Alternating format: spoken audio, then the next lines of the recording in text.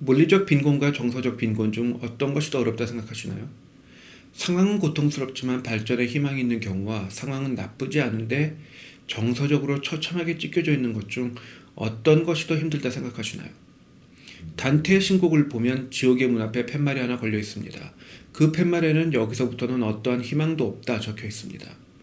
아무리 가난해도 희망이 있다면 자살하지는 않습니다. 이를 악물고 버티죠. 그런데 처참한 정신적 사회적 타격을 입고 희망을 품을 구석이 보이지 않는 경우에는 아무리 부유하다 해도 다시는 돌이킬 수 없는 선택을 합니다. 그리고 현재 한국 MZ세대의 자살률은 세계 1위를 유지하고 있습니다. 기성세대들은 상대적으로 좋은 시대를 산 사람들입니다. 몸은 힘들었지만 희망이 있었고 이를 악물고 일할 수 있었습니다. 또 항상 좀 더 나아지는 보상을 받을 수 있었습니다.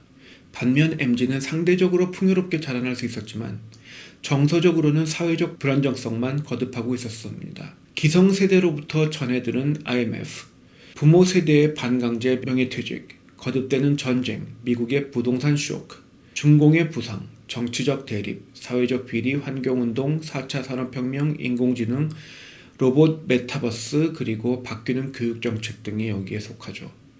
몸은 편했지만 불안정성이 커지고 또 무엇을 해도 정당하게 보상받기 어려운 상황에 지속적으로 노출되고 있는 것입니다. 종말론을 다루며 설명했던 것처럼 재앙이 점진 단계적으로 커져만 가는 세상을 살고 있는 것입니다. 비유하자면 부잣집에 태어나 무너져만 가는 집안 꼴을 보는 것과 같습니다. 항상 점점 더 불안하고 우울하니 여유가 없고 서로 경계하게 됩니다. 이처럼 자신의 안위만 걱정해도 벅차다 생각하니 기성세대가 이기주의라 인식하는 특성도 발달하죠. 성경이 말세지 말에 대해 말하는 것처럼 사랑이 점점 식게 되는 것입니다.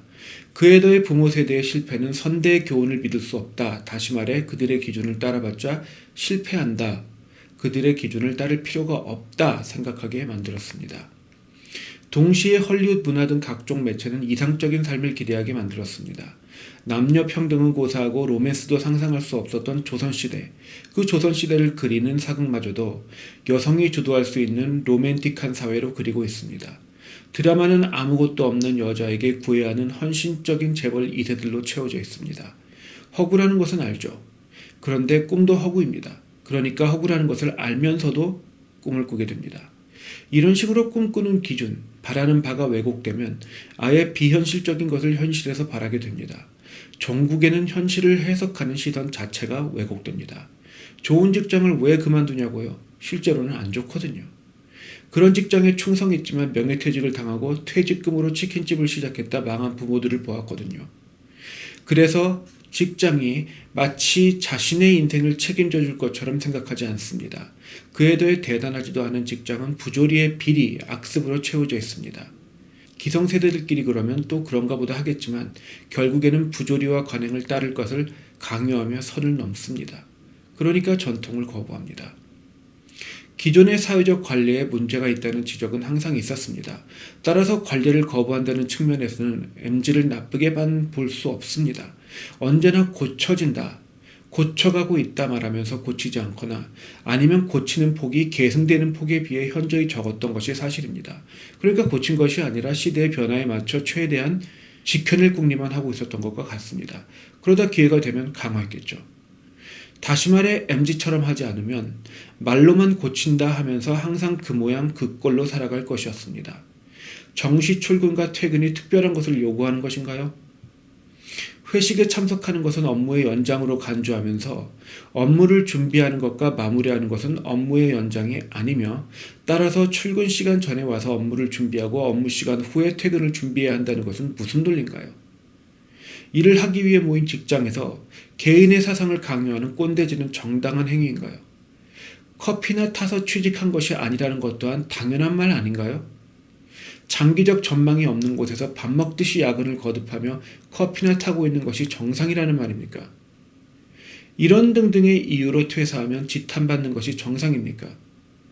개인을 착취하는 괴랄한 논리를 고집하면서 어떻게 악습을 끊어낸다는 말입니까? 상식적인 선에서 볼 때 MZ가 정상이고 기성세대가 비정상인 건 아닌가요?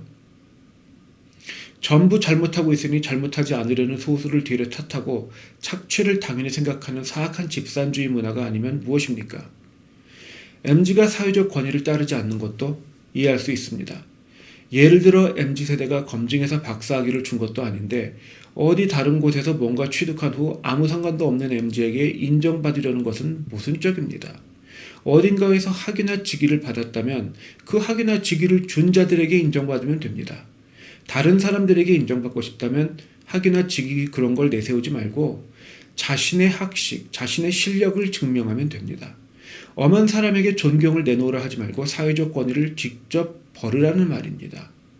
스스로 증명하지 못하면서 직이나 직함을 내세우는 것을 거짓된 것으로 권위를 인정해 줄 것을 강요하는 것을 꼰대질로 인식하는 것은 정당합니다.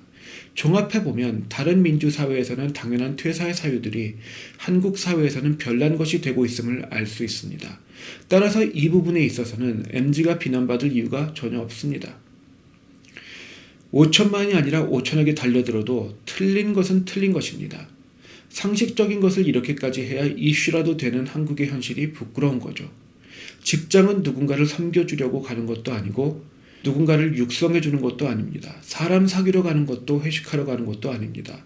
직장은 일하러 가는 곳이어야 하는데 비합리적인 관리를 따라주는 것은 마땅히 해야 할 일에 속하지 않습니다. 기성세대가 상식적인 선에서만 바르게 살았어도 이런 문제들이 없었을 것입니다. 말로만 고친다 하고 지금까지 그러고 있다는 것은 수치스러운 일입니다.